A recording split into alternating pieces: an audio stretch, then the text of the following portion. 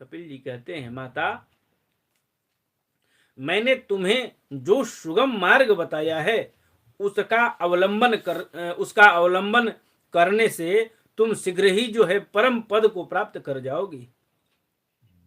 तुम मेरे इस मत में विश्वास करो। ब्रह्मवादी लोगों ने इसका सेवन किया, इसके द्वारा तुम मेरे जन्म मरण रहित स्वरूप को प्राप्त कर लोगी। जो लोग मेरे इस मत को नहीं जानते वे जन्म मृत्यु के चक्र में सदा पड़े रहते हैं। मैत्रेय मुनि विदुर जी से पुनः प्रारंभ करते कहते हैं, विदुर जी इस प्रकार अपने श्रेष्ठ आत्मज्ञान का उपदेश कर श्री कपिल देव जी अपनी ब्रह्मवादिनी जननी की अनुमति लेकर के वहां से चले गए। तब देवहूति, अब देखिए पुत्र ने जो है माता को उपदेश कर दिया, पुत्र ने माता को उपदेश कर दिया, जबकि हम लोग क्या कहते हैं, माता पहली गुरु होती है, कोई शंका नहीं है। कुपुत्रो जायेत क्वचित् कुमाता न भवति, पुत्र कदाचित कुपुत्र हो सकता है लेकिन माता कुमाता नहीं होती। लेकिन यह कलिकाल है भैया, यहाँ कुछ भी संभव है। 4 बच्चों की माँ जो है अपने पति को छोड़ करके बच्चों को लेकर के कहीं दूसरी जगह दूसरे पति को खोज करके निकल लेती है। यह कलिकाल है, यहाँ कहना कुछ भी संभव और असंभव नहीं है। यहाँ कब क्या हो जाए इसका कोई भरोसा नहीं है। यहाँ भगवान कपिल जो है माता जी को उपदेश कर रहे हैं और माता जी की अनुमति लेकर उपदेश करने के बाद यहाँ से निकल लेते हैं।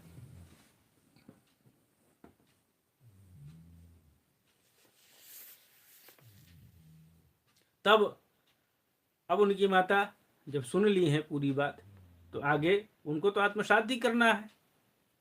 अब देवहूति जी भी जो है सरस्वती के मुकुट सदृश अपने आश्रम में अपने पुत्र के उपदेश किए हुए योग साधन के द्वारा योगाभ्यास करती हुई समाधि में स्थित हो गई।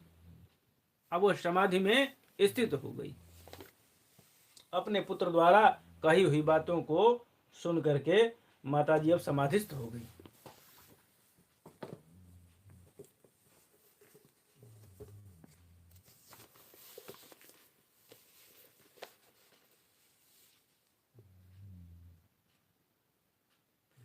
त्रिकाल स्नान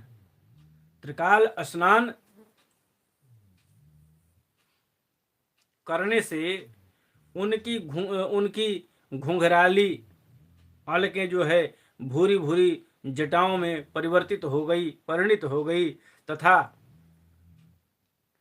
चीर वस्त्रों से ढका हुआ शरीर उस तपस्या के कारण दुर्बल हो गया। उन्होंने प्रजापति कर्दम के तप और योग बल से प्राप्त अनुपम गृहस्थ सुख को जो है जिसके लिए देवता भी तरसते हैं त्याग दिया, जिसमें दुग्ध फेन के समान स्वच्छ और सुकोमल सैया से युक्त हाथी दांत के पलंग, सुवर्ण के पात्र, सोने के सिंहासन और उन पर कोमल कोमल गद्दे बिछे हुए थे तथा जिसकी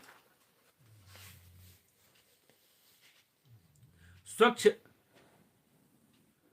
स्फटिक मणि और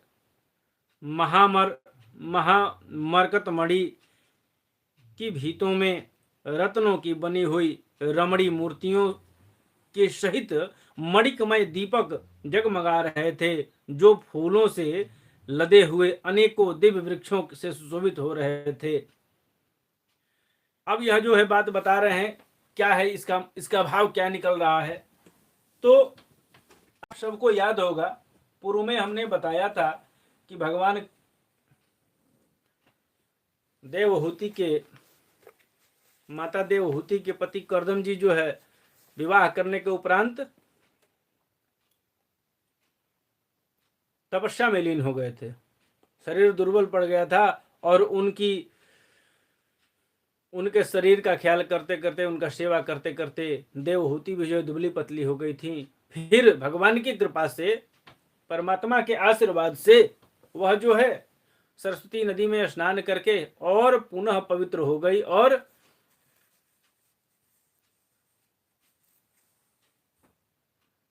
खूबसूरत सुंदर हो गई स्नान करने के बाद। फिर कर्दम जी के योग बल से जो वहां रहने का संसाधन बनाया गया था, उन सब संसाधनों का त्याग उन्होंने कर दिया। वही संसाधन बता रहे हैं। कर्दम जी के साथ उनका लाड़ प्यार पाकर के क्रीड़ा के लिए प्रवेश करने पर उनका यानी देवहूति का गंधर्वगण जो है गुणगान किया करते थे और जिसे पाने के लिए इंद्राणियां भी जो है लालायित रहती थीं। उस गृहोधान की भी जो है ममता उन्होंने त्याग दी, किंतु पुत्र वियोग से व्याकुल होने के कारण अवश्य जो है उनका मुख कुछ उदास हो गया। अब भाई पुत्र वियोग तो होगा ही, मैंने तो अभी बताया, कुपुत्रो जायेत क्वचित कुमाता न भवति। पुत्र कदाचित कुपुत्र हो सकता है, किंतु माता कुमाता नहीं हो सकती।